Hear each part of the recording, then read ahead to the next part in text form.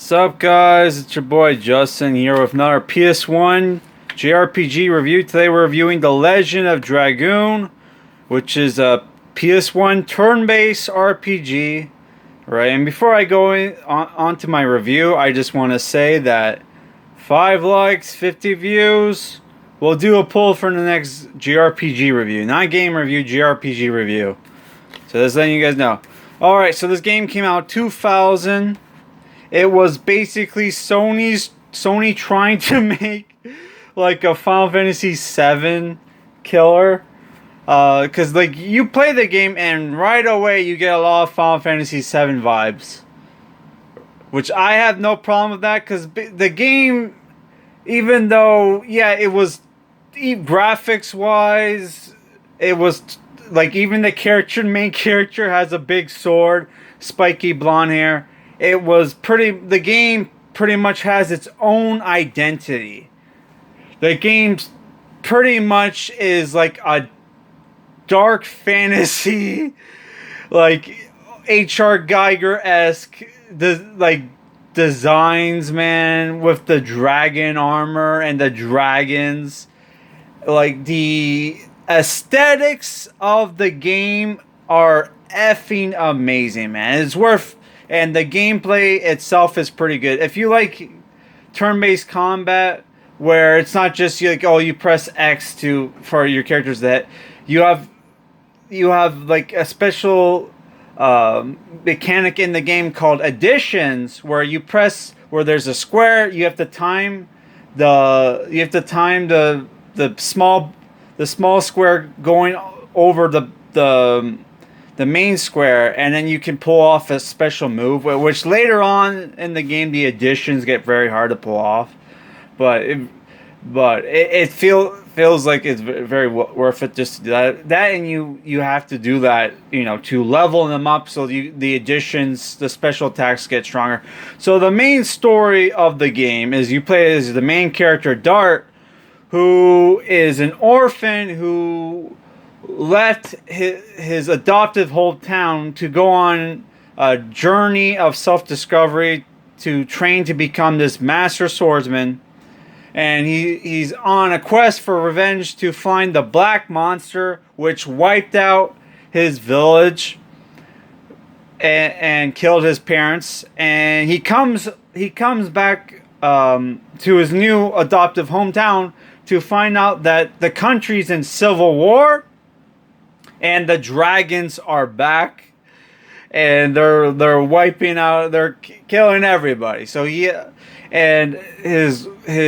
childhood friend Shauna, which that's Shauna right there, it got captured by the local lord, and he has to go on a journey to rescue her. Along the way, he meets Rose, who is a black female warrior who is one of the dragoons, which are legendary warriors that can turn into half dragons, half human warriors, and they can also command dragons and perform magic, which most of the magic, before your characters can become dragoons, the only magic they can do is through items, when they use special items, which it takes a while for your characters to become dragoons, usually after you defeat a boss who has a dragoon spirit, right? So yeah, so most of the game is like the first disc is your characters like fighting the Emperor Dole, who is the uncle of the King Albert, who joins your party, by the way. And oh my god, only for after you defeat him, you realize, hey, there's something weird going on. His magician that was working under him is actually the mastermind, and he's on a quest to gather all the relics, all the moon relics, and is up to something. So all your characters have to go on this journey to all the different lands to find out what Lloyd is up to, right? Which there are, like, you have lots of party members in the game, which we'll go through them. Like the first three party members is Dart, who has a broadsword. You have Lavitz, who has a spear. You have Shauna, who has a bow. Let's just go through the art. There's Lavitz, who was one of my favorite characters. He has the dragoon, the green dragoon spirit.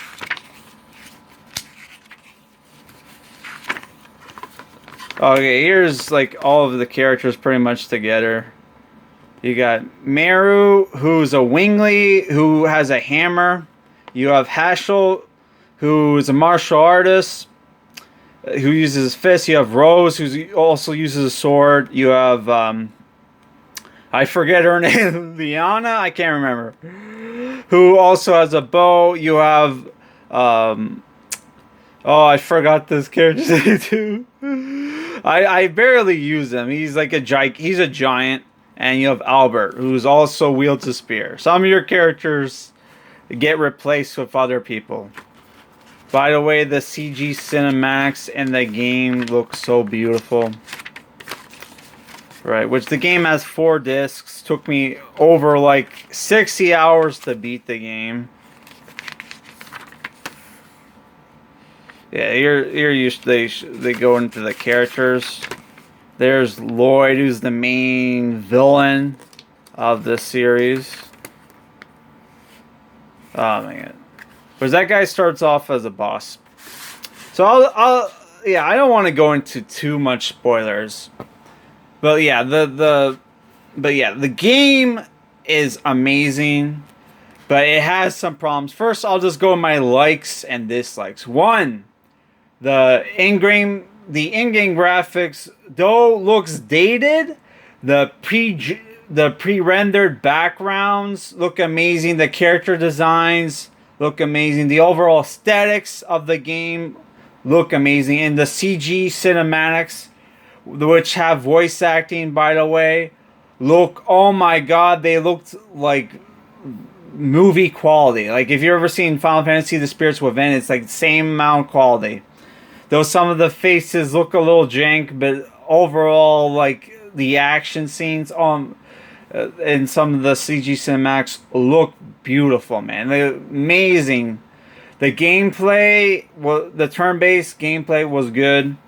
I really like the CG, the character animations for the different moves and for the special attacks with the dragoons, because once your character gets a dragoon spirit, you can transform into the dragon armor, where you can perform either magic or special attacks.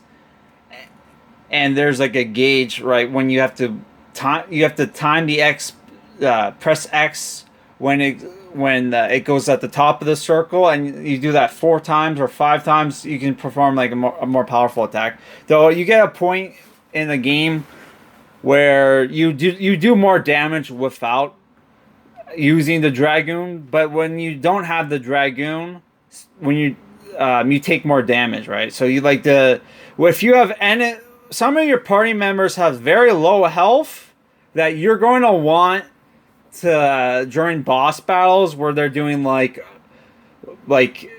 very powerful attacks, which there's in dungeons, which are lots of dungeons in the game, you're going to always have at least 2 boss battles. So you need to prepare, like, especially for that, right? Yeah. So the world building was great. The story was great. They even have some of the monsters were named after like Lord of the Rings monsters, or like Dungeons and Dragons characters. My dog is barking because she can hear me, and it's bedtime. Oh my god. And yeah, I really like some of the plot twists and I like lots of world building in this game, man. To the point where like this should have been its own series and franchise. Oh, and lots of great characters. Okay, now my dislikes for the game. Okay, because I gotta wrap it up. The dialogue is pretty jank, which is normal for PS1 RPGs. there are bugs and glitches in the game to the point where I have like there's at least 2 boss battles in the game where you can't use dragoon spirits or it'll crash the game, like it'll freeze at the end, which I had a lot of problems with this game freezing on me during cutscenes, or like I had a problem which I don't know, I think it was my PS2. I wasn't sure if it was the game, but like yeah, the game would get the PS2 would get too hot and I would have to get to the nearest save point, save, and then switch. Because I have 2 PS2s, one that has a crappy laser, and one that doesn't have a crappy laser that I bought brand new. But for some reason, with this PS1 games, with this game in general, it would crash after like playing for an hour or something. But that wouldn't happen with my other PS2, so I think it was just a PS2 problem.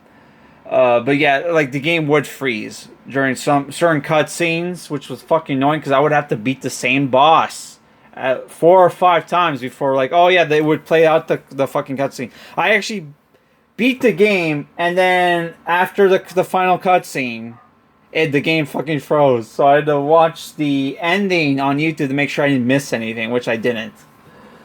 Oh, so that's a big fucking problem with the game, which even the digital version of the game, had. But the game, I forgot to mention this, but the game is very innovative, because you can go into your map, and you can cycle through the map options, and then, like, it'll go further in or further out, and it'll put a pointer for where your character is at, and where you need to go next to advance the story, which is very, very great. Like a lot of games, like didn't have that. So like for a game like this, which is kind of open world, that was pretty cool for them to fucking have that, because a lot of games need that shit and not have that. It did not have that. But yeah, other problems I'm trying to think of besides from the massive fucking bugs, like there are glitches where you can, like, grind out, make a lot of money, or like rank up your SP, which I thought I had a glitch where a certain member of my party wouldn't level up her skill points to past level 3, because even though I used her a lot, but not, I got near the game and she finally leveled up, which you need. Once you level up your SP to like level 5, your characters can then do a special attack where they can summon their dragon, which pretty cool. Another dislike I have with the game is that there's no, you have the same weapon model for your main character's weapon. You can't change that, so you equip new weapons and it doesn't change the weapon model, which kind of sucks. But you know what? Again, this is a game where you can transform into a cool dragon armor and do special attacks. So if you're if you're a fan of RPGs where your characters can do really cool special attacks, like in the Arc Lag games or the Grandia games, that's pretty much the selling point of the game.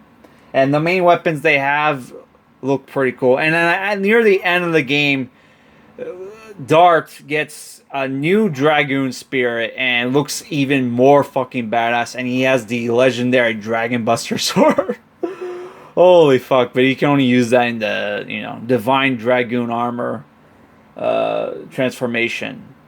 Which I fucked up, where I had like an accessory equipped that would, because like, to transform, you need to max out like your SP gauge to at least 100. I had a special accessory that would level up that shit quick. But for some reason, I guess I unequipped it, and I equipped something that made it so my stats would get boosted, but it would take forever to level that shit up to fill up that gauge. So that really kind of fucked me during the final boss, but I was able to beat the final boss anyway. Which the game, I would say, is mid difficulty. So if you're like somebody who's like new to PS1 JRPGs, this game is a good starting point. Like, it's a good game to start off because it has mid difficulty, and it'll tell you where you need to go next to advance the story. And the game is pretty, like I said, it's mid difficulty. It's not hard, and like even some of the puzzles aren't even that hard to solve either. So, but like, yeah, there are bugs and glitches. So I would almost, and the game goes for like $50 now. So I would definitely recommend buying this game digital. And but yeah, because like if you buy the game digital, I don't think you have to deal with that many bugs. Because the only bugs, like the only documented bugs I could find were the like you can't use your dragoon abilities during certain boss fights, which you can totally. Those boss fights you were totally not like at least the Seek one. Zeeg one, you're definitely not even supposed to use it. So yeah, I don't know. So 7 out of 10 would have gone an 8 if it wasn't for the bugs, but I was able to get through the game anyway, and I wasn't even sure that the freezing might have been like the PS2 I was using because the other piece, yeah. So I don't know. So yeah, that's it for this review, guys. Peace.